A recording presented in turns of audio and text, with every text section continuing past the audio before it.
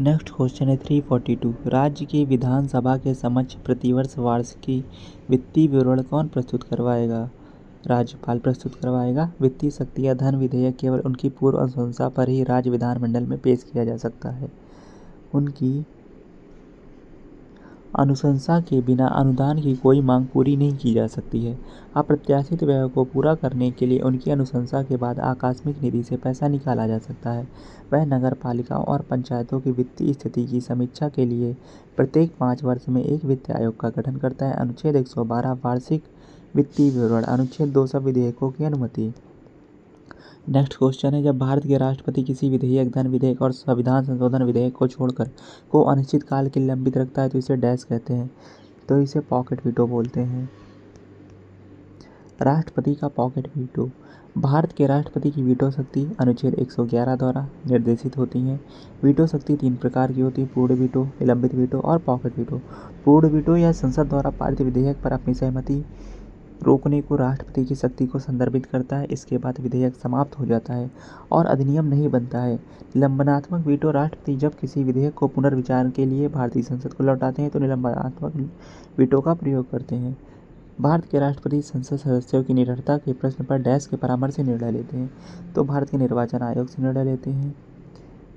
अनुच्छेद 103 यह संसद सदस्यों की अयोग्यता के निर्णयों से संबंधित है। अनुच्छेद 102 यह संसद की सदस्यता के लिए अयोग्यता का प्रावधान करता है। यदि वह किसी भी लाभ का पाधारण कर लेता है तो अयोग्य है। विकृत दिमाग वाला अयोग्य है। अनुमोचित दिवालिया अयोग्य है। भारत का नागरिक नहीं है तो भी वह संसद के सदस्य बनने के लिए योग्य नहीं है। अन्य प्रावधान दल बदल विरोधी 10वीं अनुसूची में वर्णित है। लोक प्रतिनिधित्व अधिनियम 1951 की धारा 8 के तहत। जब भारत के संविधान में मौलिक कर्तव्यों को शामिल किया जाता है तब भारत के प्रधानमंत्री कौन थे? तो इंदिरा गांधी थी उस टाइम पे प्रधानमंत्री। वह भारत की तीसरी प्रधानमंत्री और आज तक की प्रथम व एकमात्र महिला प्रधानमंत्री थी। नेक्स्ट क्वेश्चन है, न्यायाधीशों को एक उच्च न्यायालय से दूसरे उच्च न्यायालय में स्थानांतरित करने का अधिकार किसके पास है? तो ये भारत के राष्ट्रपति के पास है। अनुच्छेद 52 में भारत के राष्ट्रपति का पद का उल्लेख है। अनुच्छेद 222 एक न्यायाधीश का एक उच्च न्यायालय से दूसरे उच्च न्यायालय में स्थानांतरण। 222 में एक उच्च न्यायालय से दूसरे उच्च न्यायालय में किसी भी न्यायाधीश का स्थानांतरण है, ट्रांसफर। अनुच्छेद 217 उच्च न्यायालय के न्यायाधीश की नियुक्ति और उसके पद की शर्तें। अनुच्छेद 124 सर्वोच्च न्यायालय की स्थापना एवं गठन। अनुच्छेद 218 उच्चतम न्यायालय से संबंधित कुछ प्रावधान का उच्च न्यायालय पर लागू होना। अनुच्छेद 214 राज्यों के लिए उच्च न्यायालय। भारत के राष्ट्रपति को हटाने के संबंध में निम्नलिखित में से कौन सा कथन सत्य है? महाभियोग की प्रक्रिया संसद के किसी भी सदन में शुरू की जा सकती है। सही है। महाभियोग के आरोप उस सदन के 1/3 सदस्यों द्वारा हस्ताक्षरित होना चाहिए जिसमें प्रक्रिया शुरू की गई है। 1/4 होना चाहिए यहाँ पे। महाभियोग प्रक्रिया में राष्ट्रपति को 14 दिन का नोटिस दिया जाता है, ये भी गलत है। महाभियोग प्रस्ताव उस सदन की कुल सदस्यता के 2/3 बहुमत से पारित किया जाता है, ये सही है। पहला और चौथा केवल ए और डी। अनुच्छेद 61 राष्ट्रपति पर महाभियोग चलाने की प्रक्रिया। महाभियोग के आरोप पर उस सदन के कम से कम 1/4 सदस्यों द्वारा हस्ताक्षरित किया जाना चाहिए जिसमें प्रक्रिया शुरू की गई। राष्ट्रपति को 14 दिन का नोटिस दिया जाना चाहिए। राष्ट्रपति पर महाभियोग अमेरिकी संविधान से लिया गया था। राज्य कार्यकारिणी के संबंध में निम्नलिखित में से कौन से कथन सत्य हैं? भारतीय संविधान के अनुच्छेद 152 में वर्णित है कि जब तक किसी संदर्भ में आवश्यक न हो अभिव्यक्ति राज्य में जम्मू और कश्मीर शामिल नहीं है। 152 में वर्णित है कि जब तक किसी संदर्भ में आवश्यक न हो अभिव्यक्ति राज्य में जम्मू और कश्मीर शामिल नहीं है। हाँ बिल्कुल, उसके लिए स्पेशल प्रावधान है जम्मू कश्मीर के लिए 317 धारा में किया गया था। 7वें संविधान संशोधन अधिनियम ने एक ही व्यक्ति को 2 या 2 से अधिक राज्यों के राज्यपाल के रूप में नियुक्त होने का प्रावधान दिया, ये भी सही है। सर्वोच्च न्यायालय ने स्पष्ट रूप से उल्लेख किया कि राज्यपाल का कार्यालय केंद्र सरकार के नियंत्रण में है। सर्वोच्च न्यायालय ने नहीं स्पष्ट किया। तो पहला और दूसरा। संविधान के भाग 6 राज्य सरकार की कार्यप्रणाली भाग 6 के अंतर्गत अनुच्छेद 153 राज्यपाल के बारे में, किसी राज्य का राज्यपाल। अनुच्छेद 154 राज्य की कार्यकारी शक्ति। अनुच्छेद 155 राज्यपाल की नियुक्ति। अनुच्छेद 156 राज्यपाल के पद की शर्तें। अनुच्छेद 159 राज्यपाल द्वारा शपथ या प्रतिज्ञान। अनुच्छेद 163 राज्यपाल को सहायता और सलाह देने के लिए मंत्रिपरिषद। अनुच्छेद 165 राज्यपाल के लिए महाधिवक्ता। तो 54 में है कार्यकारी शक्ति राज्यपाल में निहित होगी। 155 में है राज्यपाल की नियुक्ति किस प्रकार से होगी, अपॉइंटमेंट। 156 में है उसके पद की शर्तें। 159 में है शपथ और 163 में है राज्यपाल की सहायता और सलाह देने के लिए मंत्रिपरिषद। अनुच्छेद 165 राज्यपाल के लिए महाधिवक्ता। एक भारतीय राज्य का राज्यपाल अपने कार्यालय में प्रवेश करने, अपना पदभार ग्रहण करने से पहले डैश के समक्ष शपथ या प्रतिज्ञान लेता है। तो राज्य के संबंध में क्षेत्राधिकार का प्रयोग करने वाले उच्च न्यायालय के मुख्य न्यायाधीश के समक्ष राज्यपाल शपथ लेता है। अनुच्छेद 159 उच्च न्यायालय के मुख्य न्यायाधीश और उनकी अनुपस्थिति में उस न्यायालय के उपलब्ध वरिष्ठतम न्यायाधीश द्वारा राज्यपाल को शपथ या प्रतिज्ञान लेना पड़ेगा। अनुच्छेद 155 किसी राज्य के राज्यपाल की नियुक्ति राष्ट्रपति द्वारा की जाती है। अनुच्छेद 153 राज्यों के राज्यपाल। भारतीय संविधान के अनुच्छेद 167 के तहत वर्णित मुख्यमंत्री का कर्तव्य क्या है। मंत्रिपरिषद के सभी निर्णयों की सूचना राज्यपाल को देना, ये मुख्यमंत्री का कर्तव्य है 167 के तहत। अनुच्छेद 167 मुख्यमंत्री पर प्रशासन और कानून से संबंधित मंत्रिपरिषद द्वारा लिए गए सभी निर्णयों में राज्यपाल को सूचित रखने की जिम्मेदारी डालता है। अनुच्छेद 178 यह किसी राज्य की विधानसभा के अध्यक्ष और उपाध्यक्ष के पद से संबंधित है। निम्नलिखित में से किसने भारत के प्रधानमंत्री के रूप में सबसे कम कार्यकाल तक कार्य किया। चंद्रशेखर ने। श्री गुलजारी लाल नंदा 11 जनवरी 1966, 24 जनवरी 1966 और 27 मई 1964 से 9 जून 1964 ने प्रधानमंत्री के रूप में सबसे छोटा कार्यकाल पूरा किया। HD देवगौड़ा 1 जून 1996 से 21 अप्रैल 1997। भारत के 11वें प्रधानमंत्री VP सिंह 2 दिसंबर 1989 से 10 दिसंबर 1990। भारत के 7वें प्रधानमंत्री चंद्रशेखर 10 नवंबर 1990 और 21 जून 1991 तक। भारत के 8वें प्रधानमंत्री सबसे लंबे समय तक कार्यकाल पर रहने वाले प्रधानमंत्री जवाहरलाल नेहरू 16 वर्ष 286 दिन।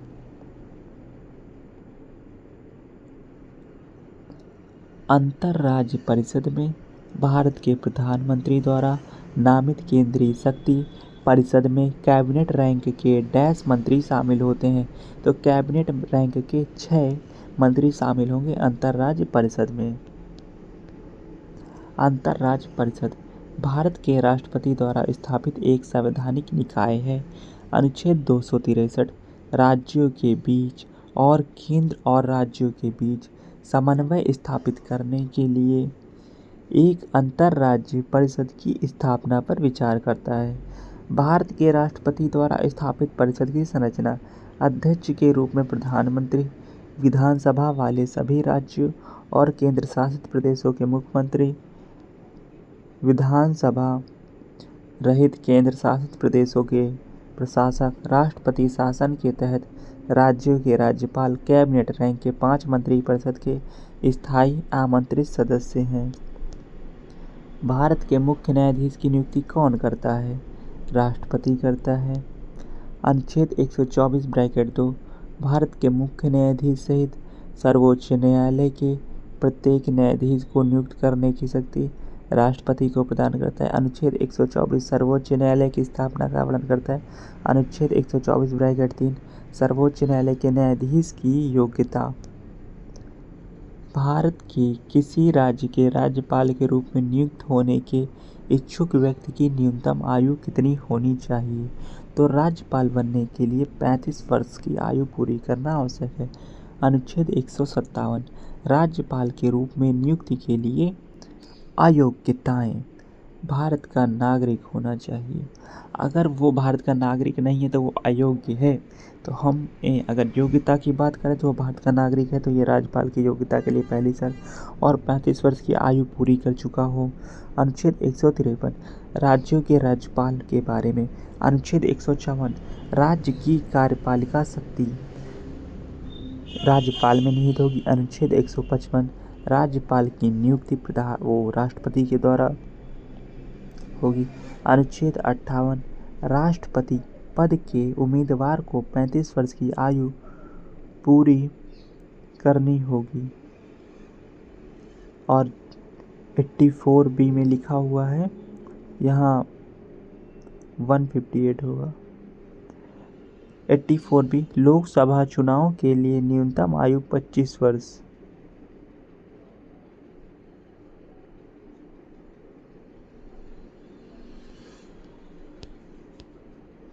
राष्ट्रपति पद के लिए योग्यताएं भी 35 वर्ष की आयु है।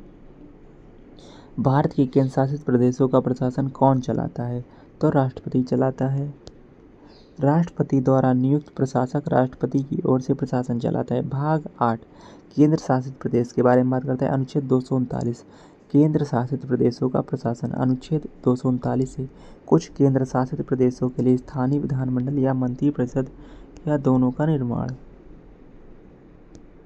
उदाहरण पांडिचेरी। अनुच्छेद 239 AA दिल्ली के संबंध में विशेष प्रावधान।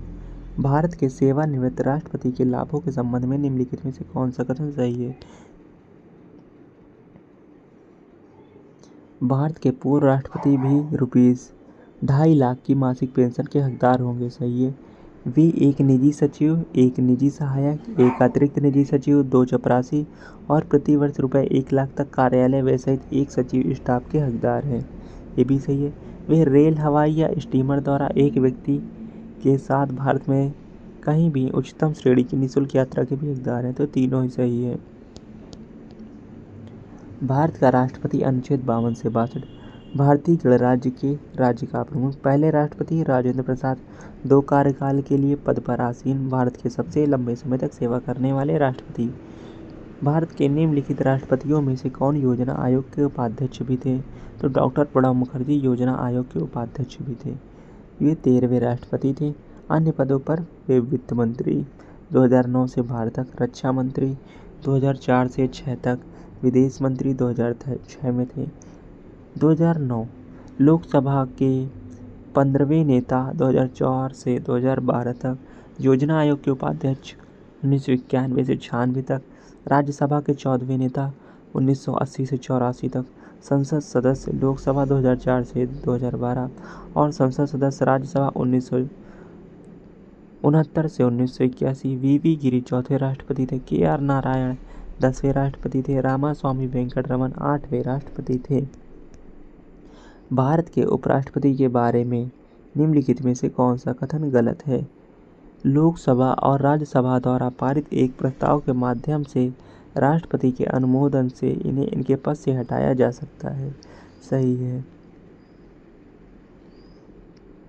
राज्य विधानमंडल के सदस्य इनके चुनाव में भाग लेते हैं राज्य विधानमंडल के सदस्य उपराष्ट्रपति के चुनाव में। वह राज्यसभा के पदेन सभापति के रूप में कार्य करता है।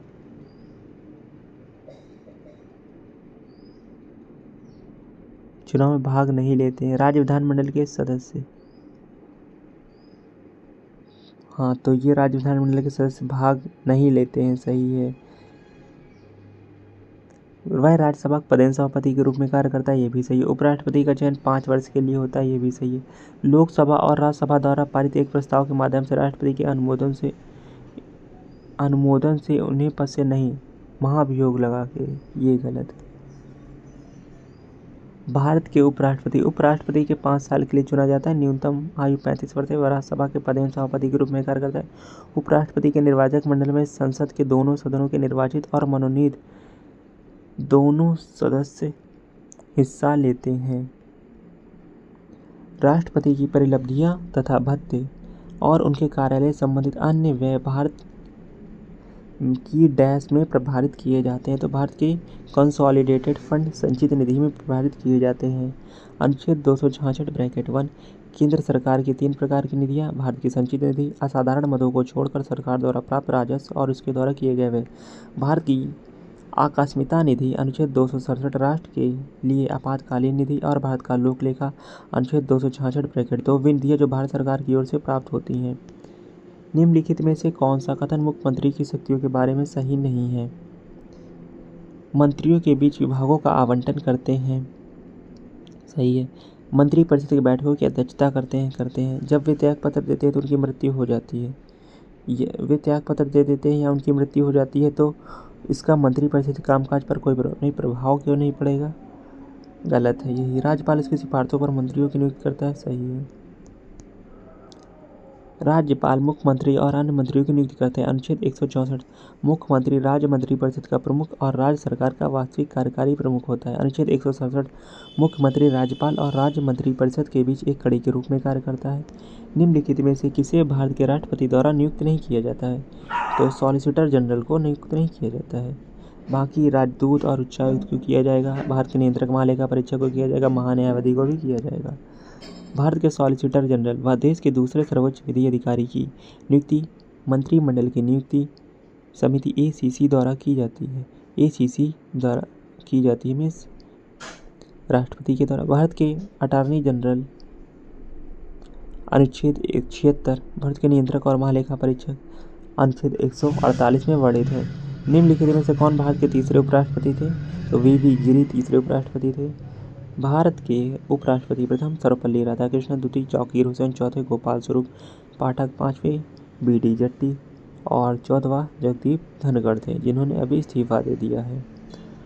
नेक्स्ट क्वेश्चन है, अगले उपराष्ट्रपति का चुनाव निवर्तमान उपराष्ट्रपति के पद की अवधि की समाप्ति के डैश के भीतर होना है, 60 दिन के भीतर होना है। भारत के संविधान का अनुच्छेद 66 उपराष्ट्रपति के चुनाव के तरीके को बताता है। नेक्स्ट चैप्टर न्यायपालिका देखेंगे नेक्स्ट वीडियो में।